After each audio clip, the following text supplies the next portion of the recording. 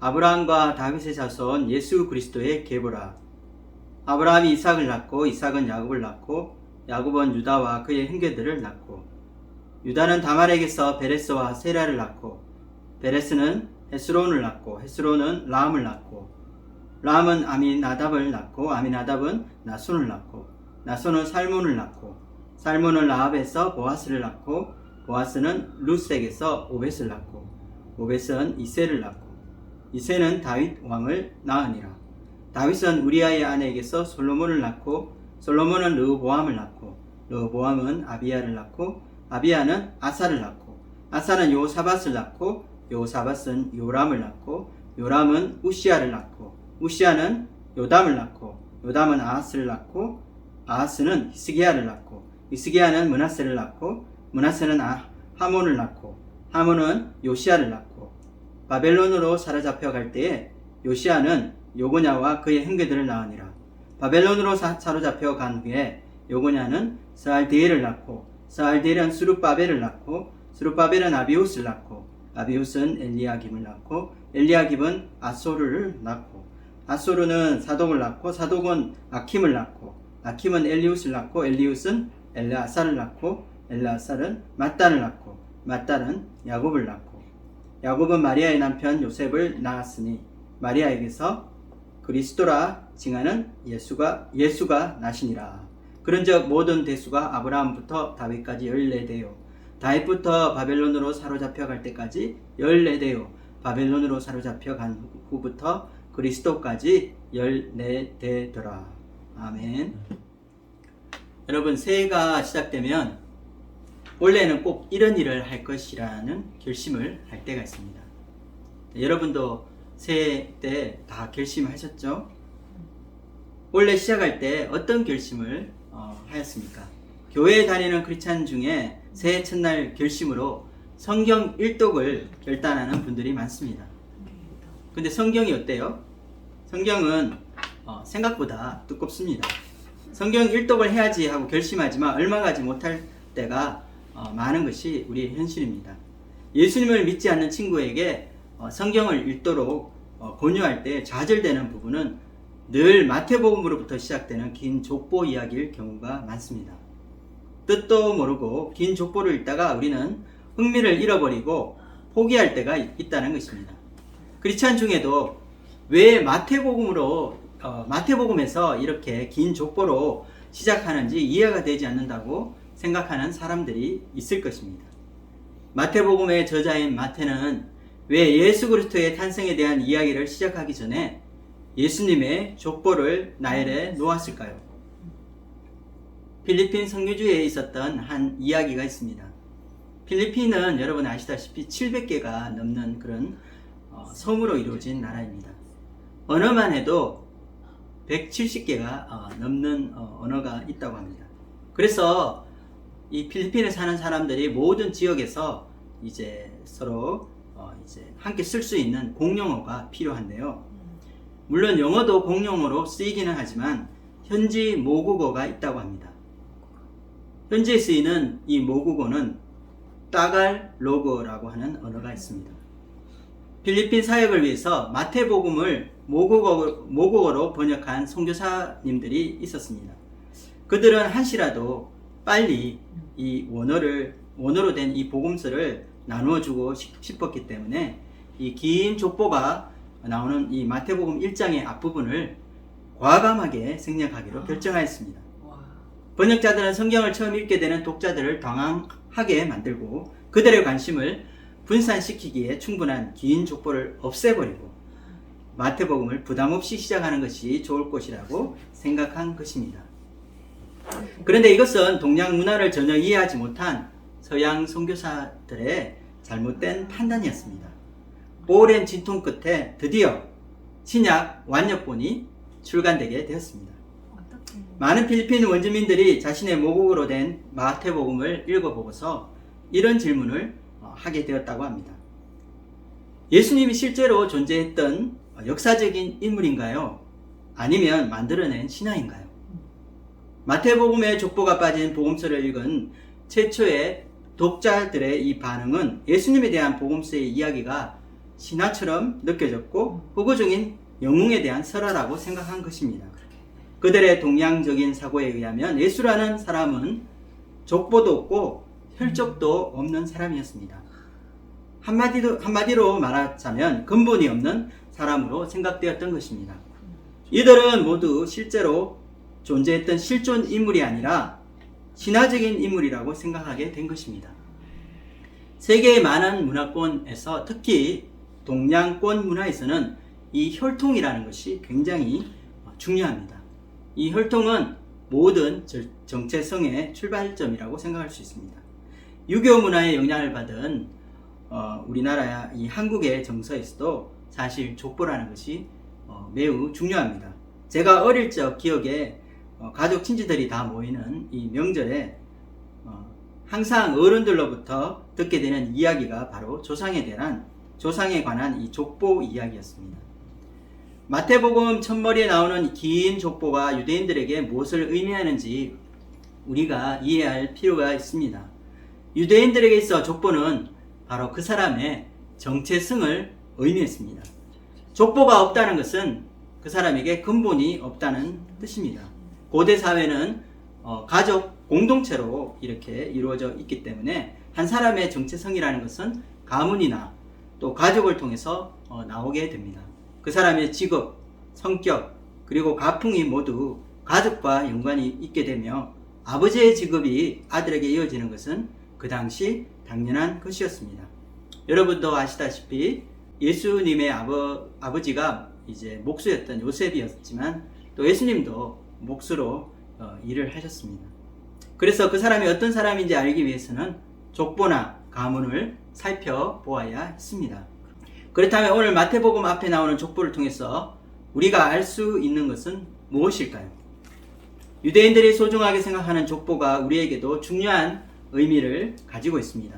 예수님의 출생과 그분의 생애가 역사적인 사실이라는 것을 보여주기 때문입니다. 예수님은 2000년 전 팔레스틴 지역의 유대 땅에 실제 사셨던 분이십니다. 예수님이 역사 속에서 실제 존재했던 그런 분이라는 사실이 주는 의미가 무엇일까요? 예수님의 이 역사성은 우리 신앙의 근본과 상관이 있습니다. 만약 우리가 예수님의 이 역사성을 부인하게 된다면 그것은 우리의 신앙의 근간을 무너뜨리는 일이기 때문입니다. 예수님은 2000년 전 유다 베들레헴에서 태어나셨고 갈릴리 나사렛이라고 하는 시골 동네에서 어린 시절을 보냈습니다. 유대 종교 지도자들의 시기를 받아서 결국 십자가의 형벌을 받으시고 죽으시게 되었습니다. 그런데 우리가 예수님을 역사적인 존재로 믿지 못한다면 우리의 믿음은 사실 모래 위에 지은 집과 같이 될 것입니다. 역사적인 인물로서 예수가 없다면 우리가 믿고 있는 구원도 우리의 영생도 하나님 나라도 모두 이 신화 속에 허구가 되고 말 것이기 때문입니다. 예수님은 2000년 전에 우리와 함께 하셨던 분이십니다. 12 제자와 함께 하셨고 소외되고 가난하고 버림받은 사람들과 함께 하셨습니다. 목자 없이 방황하는 많은 사람들을 인도하시고 그들을 돌보아 주셨습니다. 그들의 고통과 아픔에 동참하시고 사랑을 베풀어 주셨습니다. 그분께 나오는 수많은 병자들을 고치시고 그들을 긍휼히 여겨주셔서 생명의 말씀을 전해주신 것입니다. 로마 식민지 아래 살며 하나님 백성으로서의 정체성을 잃어가고 있는 그들에게 하나님 나라가 가까이 왔음을 선포해 주셨습니다. 예수님의 족보에서 우리는 역사 속에서 살다 가신 예수님의 흔적을 볼 수 있어야 합니다. 예수님을 떠난 우리의 공허한 마음에 주님께서 찾아오셨습니다. 상처와 아픔과 절망 속에 있는 우리와 함께 하심으로 하나님이 우리를 포기하지 않으시고 여전히 사랑하고 계심을 보여주신 것입니다. 아브라함과 다윗의 계보 속에서 발견한 예수님은 역사 속에서 우리와 함께 하신 임마누엘의 하나님이심을 우리가 보게 됩니다. 우리 함께 마태복음 1장 1절을 읽어보도록 하겠습니다. 마태복음 1장 1절 시작. 아브라함과 다윗의 자손 예수 그리스도의 계보라. 예수님의 족보의 시작은 이스라엘의 역사에서 가장 중요한 두 인물과 함께 시작하고 있습니다. 예수님의 족보에서 우리가 주목해야 할 두 사람, 바로 아브라함과 다윗입니다. 이 아브라함과 다윗은 예수님이 어떤 분이신가 하는 예수님의 정체성을 이해하는데 가장 핵심적인 인물이라고 할 수 있습니다. 마태복음 1장 1절에서는 예수님은 아브라함의 자손이고 또한 다윗의 자손이심을 보여주고 있습니다. 먼저 예수님은 아브라함의 자손입니다. 아브라함의 이름이 가지고 있는 뜻을 여러분 아시죠? 열국의 아버지라는 뜻이 있습니다.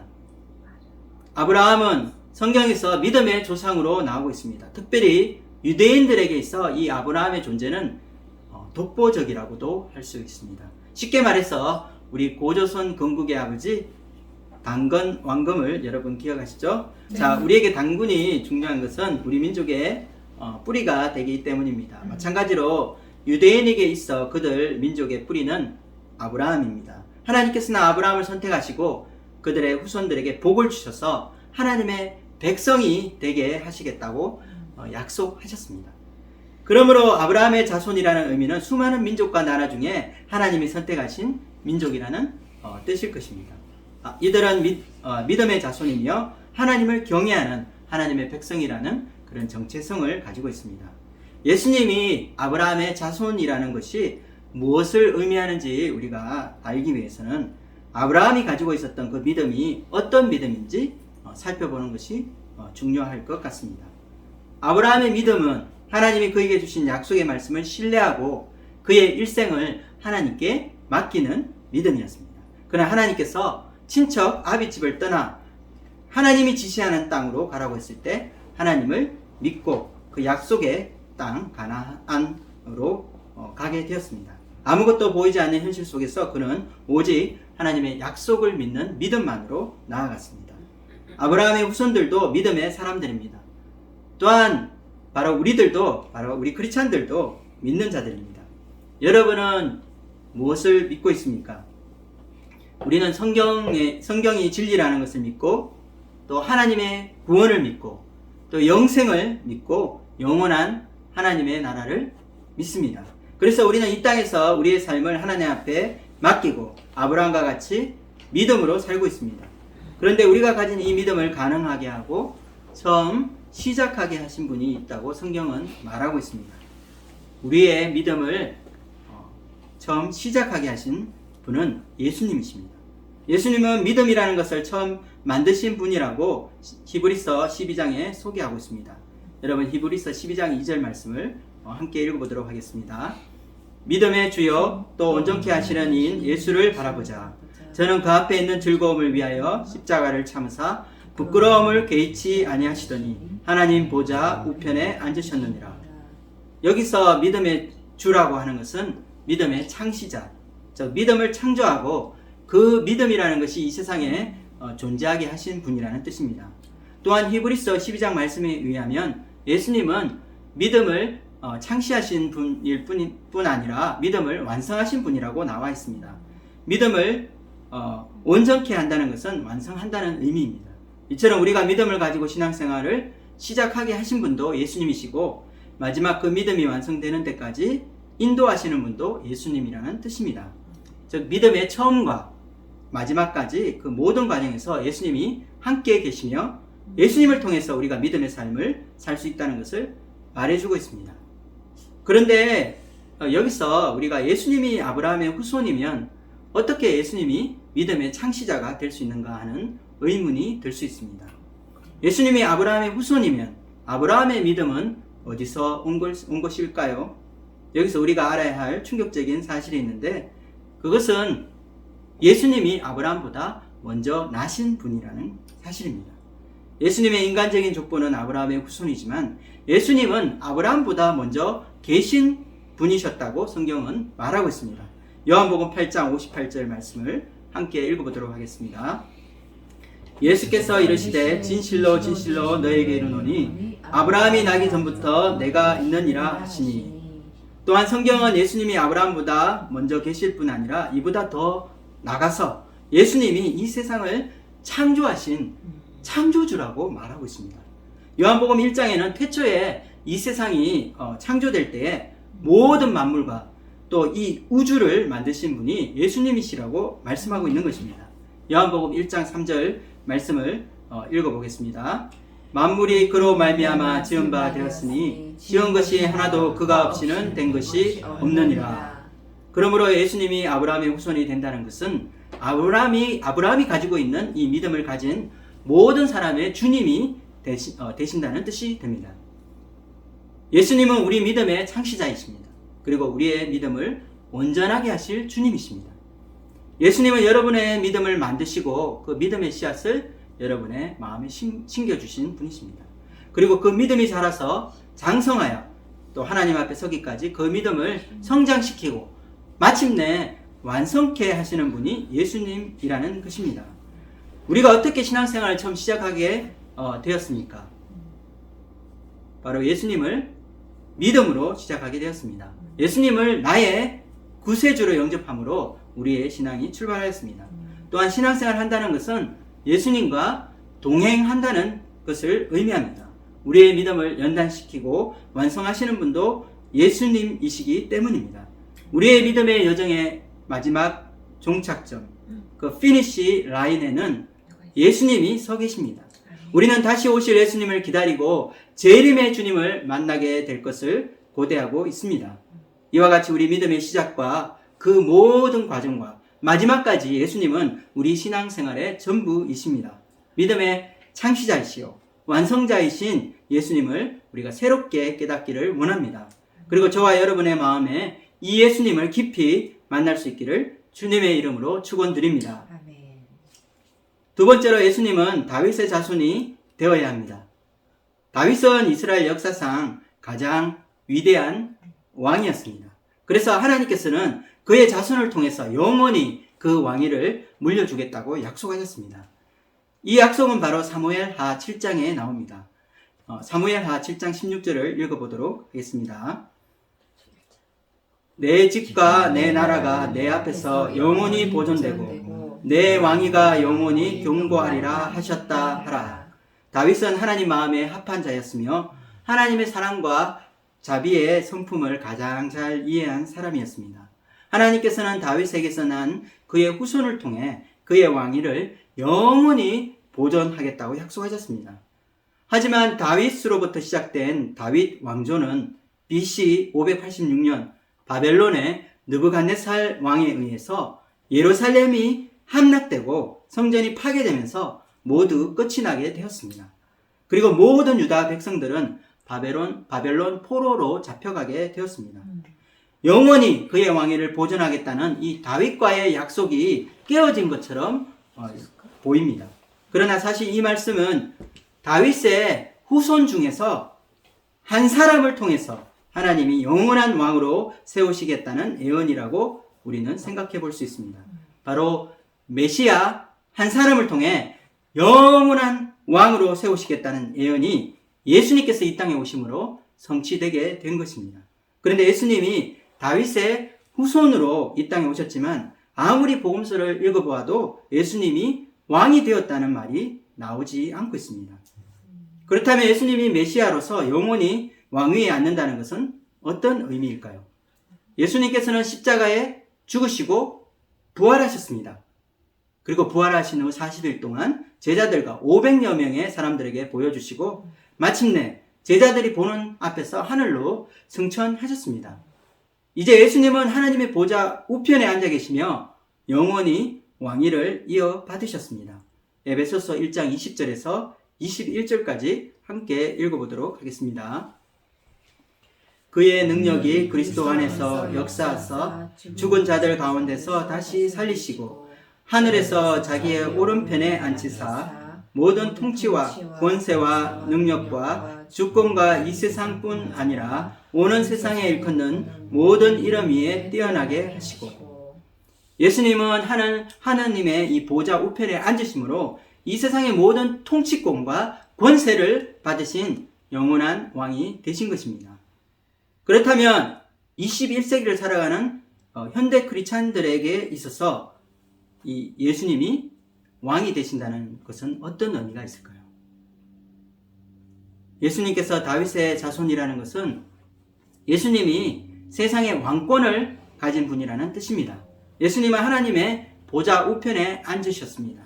그리고 이제 세상을 다스리시는 영원한 왕이 되셨습니다. 이 땅에 메시아로 오신 예수님은 우리의 왕이 되십니다. 예수님이 우리의 영원한 왕이 되신다는 것은 예수님이 우리 인생의 주인이시라는 뜻입니다. 우리가 예수님을 믿고 신앙생활을 하면서 우리의 삶의 모든 주권은 예수님께로 넘어가게 되었습니다. 우리의 삶의 주인은 더 이상 내가 아니라 예수님이라는 뜻입니다. 우리는 예수님을 믿는다고 하면은 보통 우리를 위해 죄를 용서해 주시고 목자와 같이 또 우리를 사랑해 주시는 예수님만 생각합니다. 그런데 오늘 말씀에서 예수님은 이 다윗의 왕권을 받으셔서 세상에서 모든 통치와 주권을 행사하시는 실제적인 왕이 되셨음을 알 수 있습니다. 이것은 예수님이 이 세상의 왕이 되실 뿐 아니라 바로 나의 인생에, 바로 나 개인의 인생의 주권자도 되신다는 것을 말하고 있는 것입니다. 예수님은 우리 인생의 주인이십니다. 그러므로 이제는 나의 인생이라고 마음대로 살아서는 안 됩니다. 예수님이 우리의 주인이시기 때문입니다. 주님이 인도하시는 길로 우리는 가야 합니다.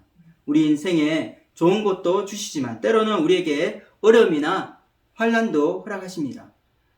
그러나 우리는 주님을 믿고 주님의 주권을 인정해야 할 것입니다. 우리가 인생을 살아가면서 만나게 되는 시련과 고난의 시간에 우리는 불평해서는 안 되겠습니다. 하나님이 나와 함께 하심을 믿고 하나님이 나의 인생의 주인이심을 고백한다면 하나님이 어떤 길을 허락하시든 그 길을 감사함으로 믿음으로 가야 하는 것입니다. 이것이 우리가 예수님을 왕으로 믿고 고백한다는 뜻입니다. 저는 지난 4월을 마지막으로 섬기던 교회를 그만두게 되었습니다. 하나님 앞에 모든 것을 내려놓고 새로운 사역지를 위해 기도하는 시간을 가지고 있습니다. 처음에는 앞으로 나아갈 길이 보이지 않아서 답답하고 제 마음이 힘들 때도 있었습니다.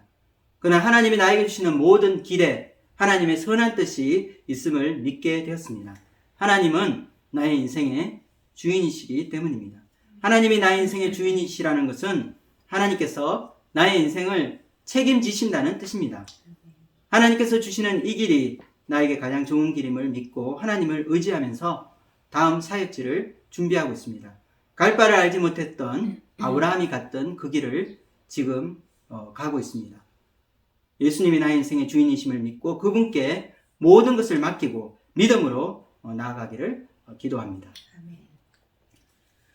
또한 예수님이 우리의 영원한 왕이 되신다는 것은 장차 이 땅에 임할 종말의 때에 예수님이 다시 재림하셔서 세상을 회복하신다는 뜻입니다. 그때는 예수님이 세상의 모든 통치자들과 주관자들을 다 쫓아내시고 진정한 왕으로 이 땅에 임하실 것입니다. 그리고 이 땅에서 잠시 하나님께 위임받아서 세상을 다스리고 있던 위정자들과 세상 권세자들을 심판하실 것입니다. 예수님은 장차 임하실 재판장이십니다.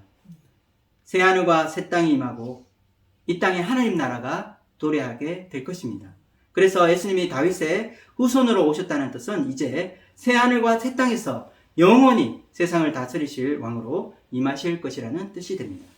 그때 예수님을 주님으로 믿고 믿음으로 살았던 모든 믿는 자들도 예수님과 함께 왕노릇하게 될 것입니다.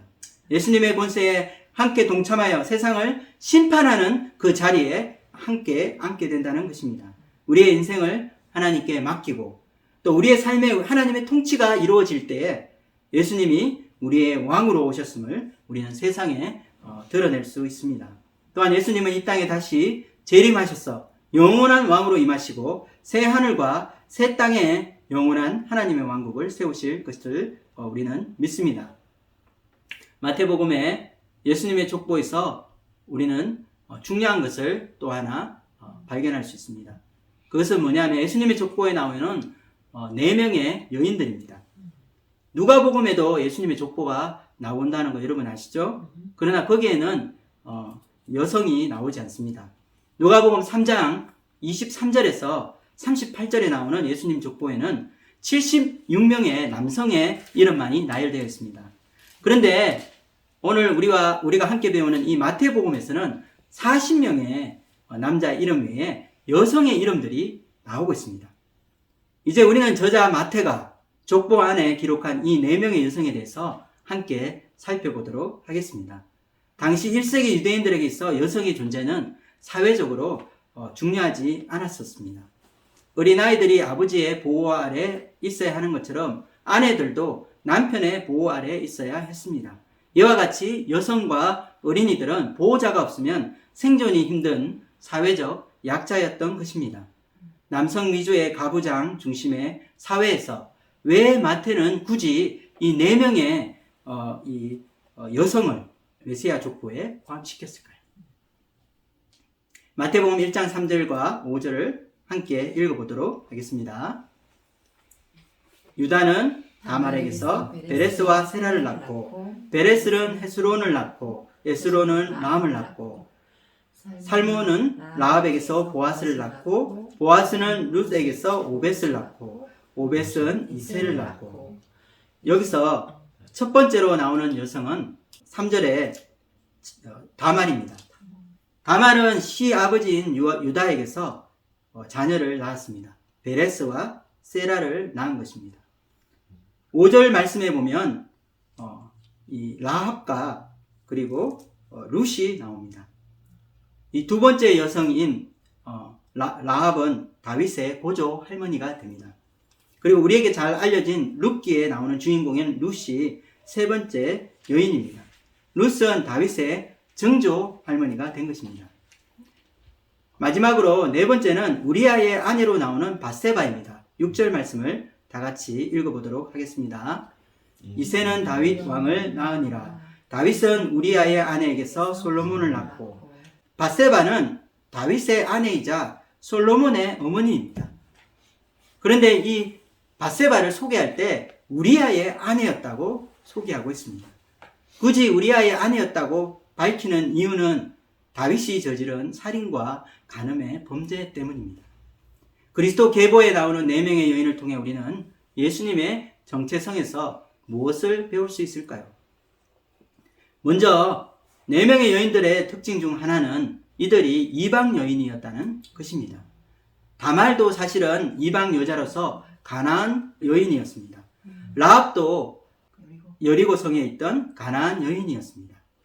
룻은 모압 여인이었고 밧세바는 우리아와 같이 헷 족속이었다고 사람들은 말합니다. 그리스도의 계보에서 유대인이 아닌 이방인이 나오는 것이 왜 중요할까요? 유대인들은 메시아가 이스라엘을 위한 메시아라고 생각했습니다. 그들의 역사관이 너무나 편협하고 좁은 것입니다. 그러나 하나님이 생각하는 메시아는 유대인뿐 아니라 모든 나라와 민족 다 품을 수 있는 그런 온 세상의 메시아입니다. 메시아가 온 것은 이스라엘 민족만을 위해서 오신 것이 아닙니다. 제사장의 나라 이스라엘을 통해 탄생한 메시아는 모든 민족과 나라를 위한 메시아이자 인류를 위한 메시아로 오셨다는 사실입니다. 이것이 예수님의 정체성에서 아주 중요합니다. 예수님은 바로 우리와 같은 이방인을 위해서 오셨고 우리의 메시아도 되시는 것입니다. 또한 메시아 족보에 나온 여인들의 또 다른 특징은 죄인이라는 것입니다. 그들은 신분상 부도덕하고 비윤리적인 자들이었습니다. 그들의 삶과 모든 행위에 있어 하나님의 백성으로 부족하며 경건하지 않은 모습을 보여주고 있습니다. 이것은 죄로 오염된 자들이 메시아의 족보 안에 존재한다는 것을 보여주며 예수님이 이 땅에 오신 그 이유를 우리에게 가르쳐 주고 있습니다.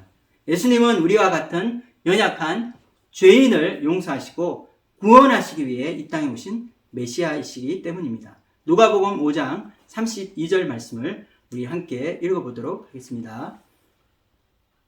내가 의인을 부르러 온 것이 아니요 죄인을 불러 회개시키러 왔노라. 예수님이 메시아로 이 땅에 오신 이유는 하나님의 백성이 되기에는 너무나 부족하고 윤리적으로 도덕적으로 결함이 있는 우리들까지도 품어주시기 위해서입니다.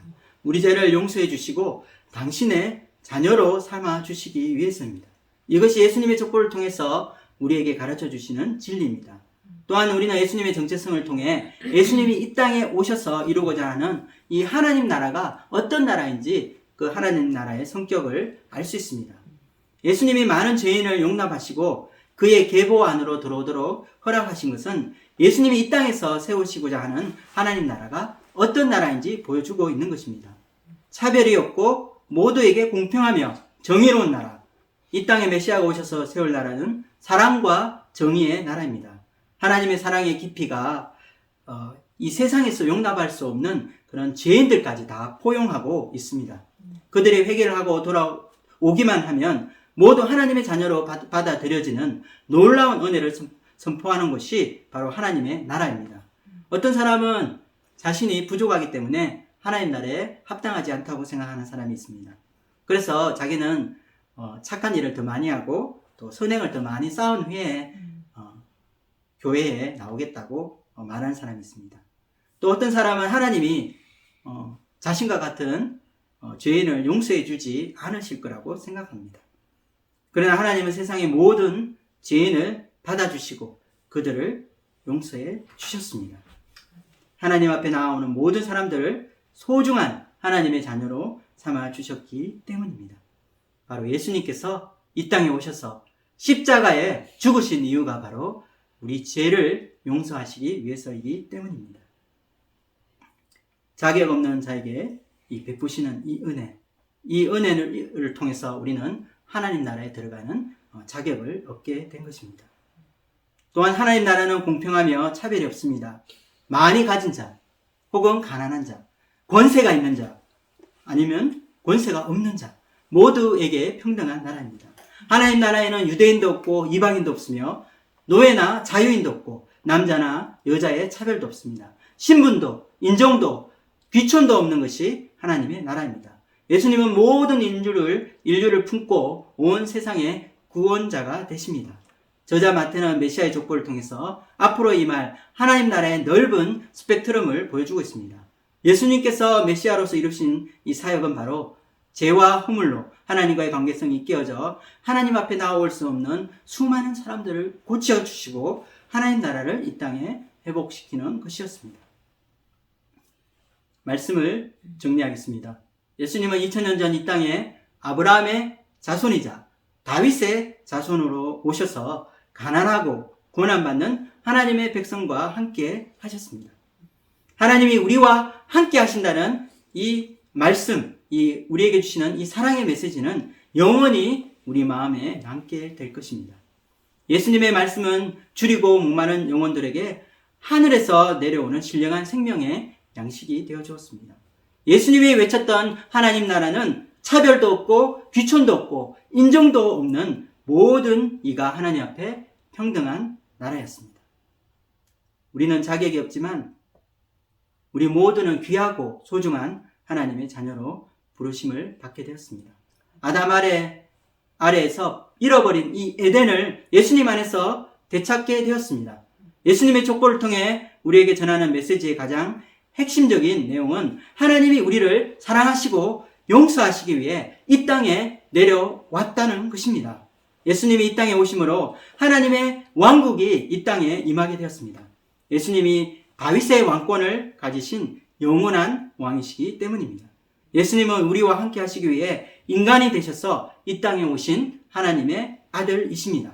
하나님과 피조물의 장벽을 깨뜨리시고 우리 인류의 원수인 죄와 사망의 권세를 무너뜨리시며 우리 안으로 들어오신 것입니다. 우리와 함께 호흡하시고 우리의 고통에 동참하시며 함께 살아가신 예수님은 우리 인류의 진정한 구원의 소망이십니다. 예수님이 우리에게 베풀어 주신 긍휼과 사랑을 기억하고 예수님을 나의 삶의 왕이시고 또 나의 구세주로 영접함으로 우리 마음에 하나님 나라의 통치가 이루어지기를 기도합니다. 아멘. 예수님은 우리의 영원한 왕이시며 우리의 구원자가 되십니다. 기도하고 마치겠습니다.